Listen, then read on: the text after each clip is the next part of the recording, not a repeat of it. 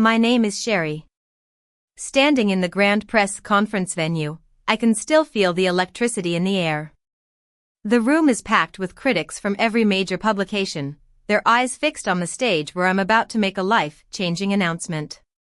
Through the demonstration kitchen windows, I spot my family entering, their faces pale and shocked, a stark contrast to the confidence they exuded just a few hours ago. It all started at our family's Thanksgiving dinner. My family, the Harpers, are well known in the culinary world. My mom, Mrs. Harper, is a renowned culinary critic with a sharp tongue and a taste for the most exclusive and expensive dishes. My dad, Mr. Harper, is a traditional chef who has been in the industry for decades, and he takes great pride in his classic recipes.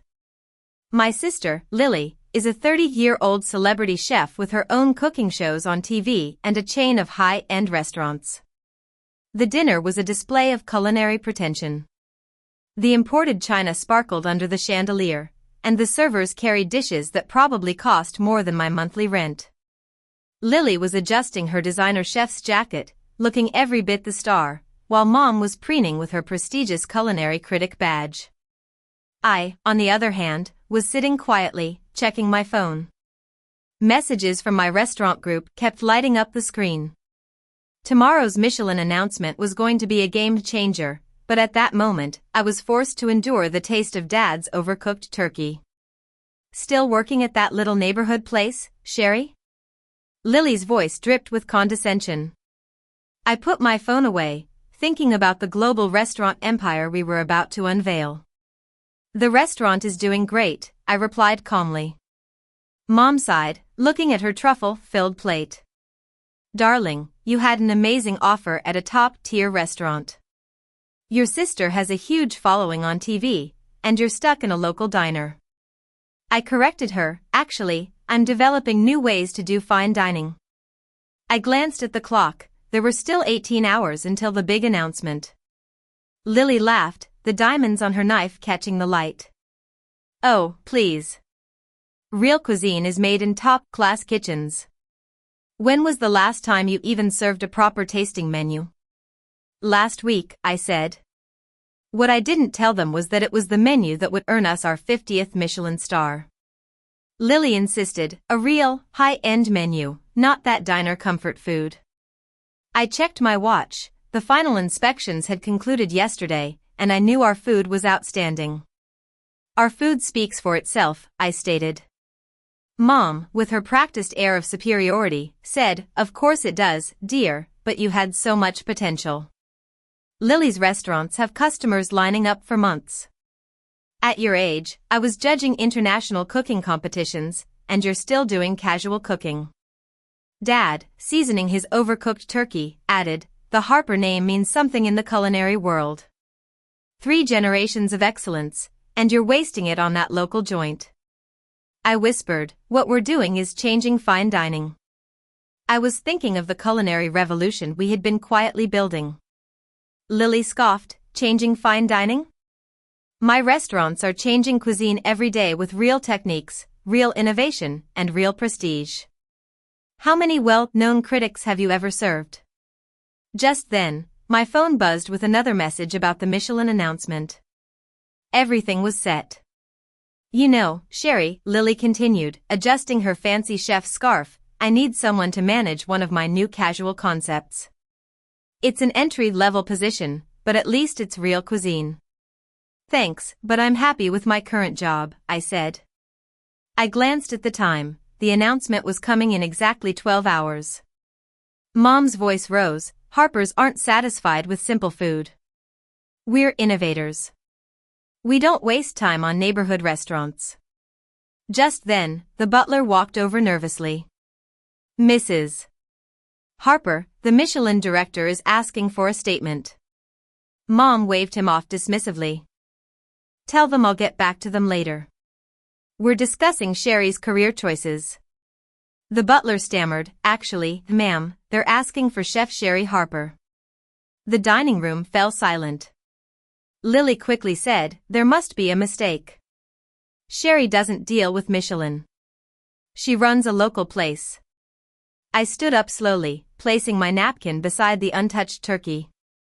Actually, I deal with them quite often, especially since our restaurant group became the most celebrated in history. Mom's fork clattered on her plate. The dining room screen suddenly lit up with breaking news: culinary history made, most Michelin stars ever awarded. I started gathering my coat. While you were all chasing culinary fame, we were revolutionizing fine dining. That local place you mocked is now the most innovative restaurant empire in the world. Lily whispered, "But you work in a neighborhood diner." I replied, "Yes, and I built a culinary empire that just changed gastronomy forever." "Excuse me, I have an announcement to prepare for. The food world is waiting." 3 hours later, here I am at the press conference. My culinary director, Max, approached with a tablet. "The final star count is confirmed. Do you want to review it before the announcement?" I nodded and scanned the numbers. While my family had been focused on TV fame and traditional high-end dining, we had been working late nights at our neighborhood spot, pushing the boundaries of cuisine beyond what they thought possible. As I took the demonstration stage, a place Lily had always said I'd never reach, I announced, "Today marks a new era in fine dining." The screens behind me lit up with our achievements. Dad's face tightened as he recognized innovative techniques he had dismissed as basic cooking years ago. I continued, "This isn't just about star counts. It's a complete re-imagining of how restaurants operate. Traditional fine dining versus our new approach, the numbers are unprecedented." I watched as Lily shifted uncomfortably, her culinary confidence starting to crumble. I emphasized, "More importantly, we've made exceptional cuisine accessible without sacrificing quality." Mom's usually composed hands were trembling. How many times had she boasted about her exclusive restaurant reviews? I went on, "We're implementing our culinary philosophy worldwide. Every restaurant will follow our new model. This will naturally change the culinary landscape. The old way of pretentious fine dining is outdated. We've democratized gastronomy." Lily started to protest, "But fine dining has always been exclusive." I interrupted, "That ends today. Our restaurants serve more guests than all the major high-end places combined." The critics and the culinary world watching via the live stream nodded in agreement. They had tasted the results. I asked, "Any questions?" I knew there would be many. Dad slowly raised his hand, his authority in the culinary world visibly waning. I cut in, "All our cooking techniques are fully documented. Every innovation is verified by Michelin worldwide." Lily's face turned red. "You can't have built this from a neighborhood diner. You're just..." I corrected her, "Just a chef who revolutionized fine dining. Our food speaks for itself. We're more innovative than anything your TV shows have ever shown." Mom finally found her voice. I assured her, "The Harper culinary legacy will be stronger than ever, just not in the way you imagined. Our legacy will be measured by impact and making great cuisine accessible." The presentation continued with a live cooking demonstration. I showcased our techniques, philosophy, and vision for the future. With each dish, I could see my family's traditional view of cuisine shattering. After the conference, Lily lingered, looking at the plated dishes. "These techniques are really original," she admitted. I replied as I finished a sauce, "That local diner you mocked? It just changed culinary history." She said, "And my TV network? We'll have to adapt." I said firmly, "Cuisine isn't about celebrity anymore, Lily. It's about innovative accessibility." Dad then approached. "Fine dining has always been exclusive." I corrected him, "Fine dining has made us focus on pretension and ignore quality. That stops now." He weakly protested, "We're still culinary leaders." I reminded him, "And I'm still cooking in a kitchen, one that just created the biggest innovation in the culinary world since molecular gastronomy." Interesting, isn't it? Mom tried one last time. I told her, "The culinary community is already adopting our methods."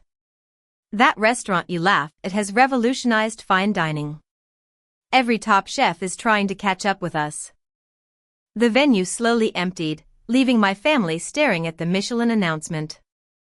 Their exclusive culinary world had been upended by the daughter they had dismissed as just a local chef. 6 months later, I'm in my expanded culinary center. It's no longer a neighborhood diner but a magnificent 3-city block spanning gastronomic headquarters filled with the world's most innovative chefs, all working towards continuing to revolutionize fine cuisine. My phone buzzes with another message from Lily. It's her 15th this week. Like the others, it can wait. Family dynamics have become secondary to my mission of transforming global gastronomy. My innovation director, Ava, appears in the test kitchen. The global impact data is in. Guest satisfaction has increased 200% across all locations. I nod, looking at the holographic menu displays in front of me.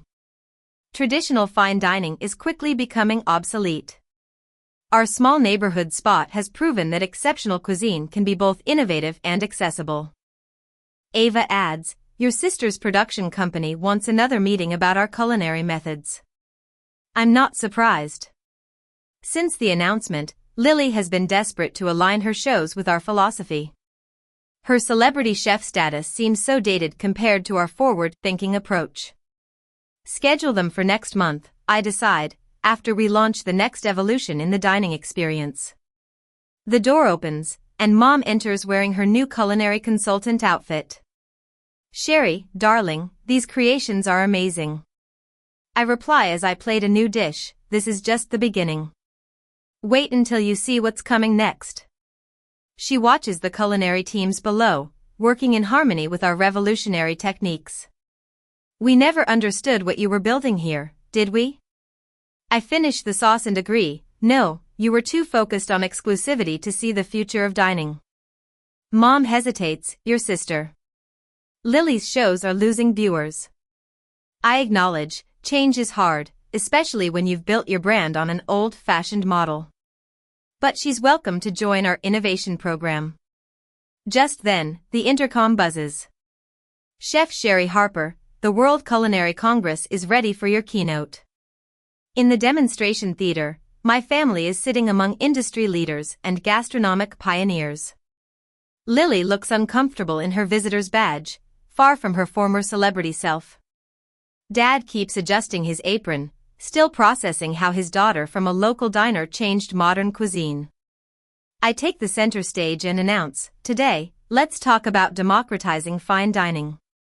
The room is filled with live demonstrations from kitchens worldwide, showing the incredible success of our innovative approach.